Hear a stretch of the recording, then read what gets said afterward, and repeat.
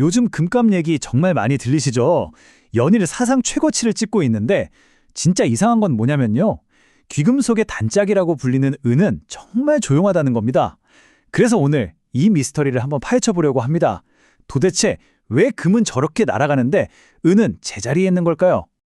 그래서 우리가 오늘 답을 찾아야 할 질문은 딱 두 가지입니다. 첫째, 지금 금을 사기엔 이미 너무 비싼 걸까? 그리고 둘째, 그렇다면 지금 잠잠한 은이 엄청난 기회일까? 아니면 뭔가 우리가 모르는 함정이 있는 걸까? 지금부터 이 질문들에 대한 답을 명쾌하게 한번 찾아보겠습니다. 자, 본격적으로 한번 들어가 보죠. 우리가 가장 먼저 알아야 할 사실이 하나 있습니다. 바로 금과 은은 이름만 비슷하지 성격은 완전히 다른 금속이라는 점이에요. 이들이 똑같이 움직일 거라고 생각하면 시장을 완전히 잘못 읽게 되는 거죠. 이 화면에 보시면 딱 감이 오실 거예요. 왼쪽의 금은요, 한마디로 공포의 자산입니다. 전쟁이 터지거나 금융위기가 오는 것처럼 세상이 불안할 때 사람들이 찾는 안전자산이라는 거죠. 반면에 오른쪽의 은은 완전히 반대예요. 성장의 자산입니다.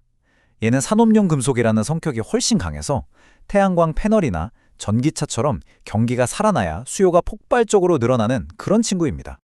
그래서 이 둘의 가격 움직임에는 보통 순서가 있어요. 경제 위기가 딱 오면 일단 안전자산인 금이 먼저 오릅니다.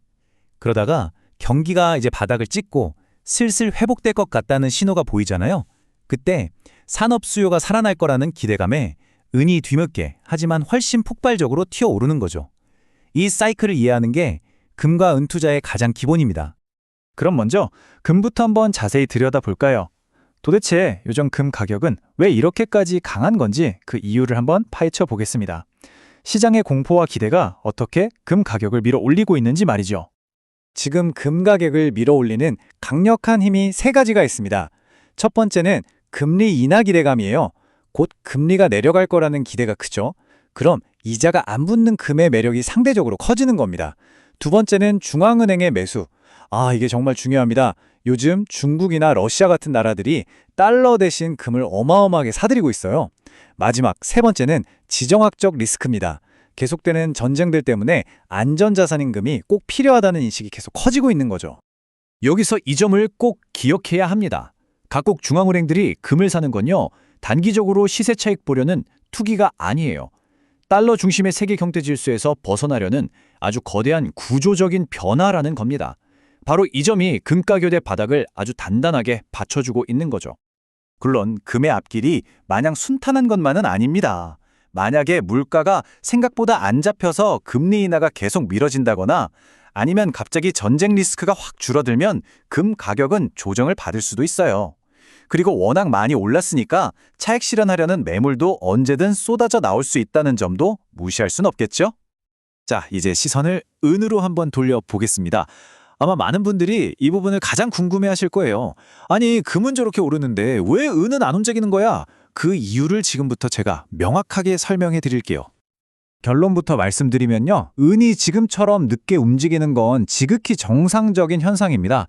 왜냐하면 은은 산업용 금속이니까요.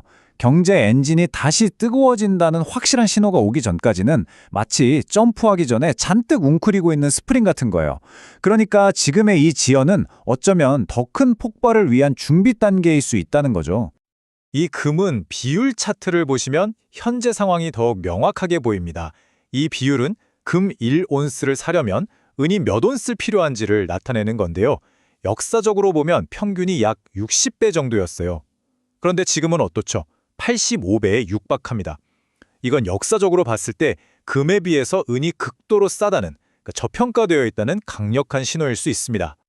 그럼 도대체 언제 무엇이 은 가격의 잠재력을 터뜨릴 방아쇠가 될까요? 크게 세 가지를 꼽을 수 있습니다. 첫째, 뭐니 해도 경기 회복 신호입니다.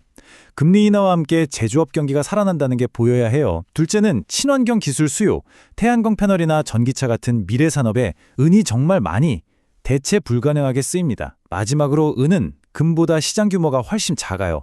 그래서 일단 돈이 몰리기 시작하면 가격이 훨씬 더 드라마틱하게 움직일 수 있다는 특징이 있습니다. 자, 그럼 이제 이 모든 분석을 바탕으로 가장 중요한 부분이죠. 그래서 우리는 어떻게 해야 할까? 금과 은을 활용한 투자 전략에 대해 이야기해 보겠습니다. 이 표가 핵심을 딱 요약해 줍니다. 금은 우리 포트폴리오의 든든한 수비수라고 생각하시면 돼요. 내 자산을 지키고 혹시 모를 위기에 대비하는 보험 같은 역할이죠. 그래서 장기적인 관점에서 꾸준히 모아가는 전략이 좋습니다.